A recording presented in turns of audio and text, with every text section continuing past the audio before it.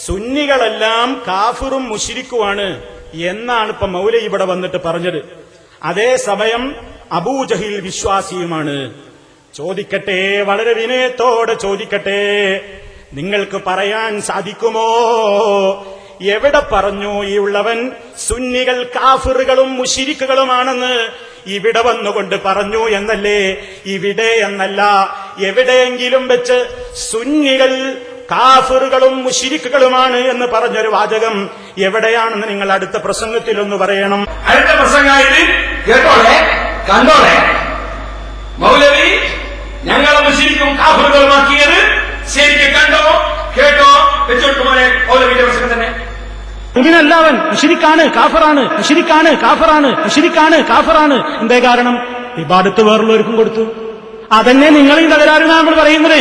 അതന്നെ നിങ്ങളെയും തകരാറിനാ നമ്മൾ പറയുന്നത്. അത് കഴിഞ്ഞ പറഞ്ഞത് മറന്നുപോയി. മുശ്രിക്കാണ്, കാഫിറാണ്, കാരണം വിവാദത്തൊന്നല്ലാത്തവർക്ക് കൊടുത്തു. അത് ഞാൻ നിങ്ങളെ തകരാറിനാ പറയുന്നത് എന്ന് അതിന്റെ നേരെ മുമ്പത്തെ പ്രസംഗത്തിൽ എത്ര ഖണ്ഡനോ? അഞ്ചാം ഖണ്ഡനത്തിൽ പറഞ്ഞ മൗലവിയാണ് 6ാം ഖണ്ഡനത്തിൽ ചോദിക്കുന്നത്. അങ്ങനെ ഞാൻ പറഞ്ഞത് ഇവിടെ നിങ്ങളൊന്ന് ആലോചിച്ചു. ഷാജയെ കൈ മടങ്ങിയപ്പോഴേക്ക് ഇയാൾക്ക് എന്തൊരു കമ്പ്യൂട്ടറാണ് മൂപ്പർ തലയിൽ അതിന്റെ നേരെ മുമ്പത്തെ പ്രസംഗത്തിൽ പറഞ്ഞു മറന്നുപോയി. എനിക്കൊരു 2 കുട്ടികൾ വെച്ചുകൊണ്ടാൽ എന്നെ വേ മനസ്സിലാവാത്ത 2 കുട്ടികൾ വെച്ചുകൊണ്ടാ സുന്നികൾ കാഫിറുകളും മുശ്രിക്കുകളുമാണ് എന്ന് പറഞ്ഞൊരു വാചകം എവിടെയാണെന്ന് നിങ്ങൾ അടുത്ത പ്രസംഗത്തിൽ ഒന്ന് പറയണം. മുശ്രിക്കാണ്, കാഫിറാണ്. എന്തേ കാരണം? ഇബാദത്ത് വേറുള്ളവർക്കും കൊടുത്തു. അതന്നെ നിങ്ങളെയും തകരാറിനാ നമ്മൾ പറയുന്നത്.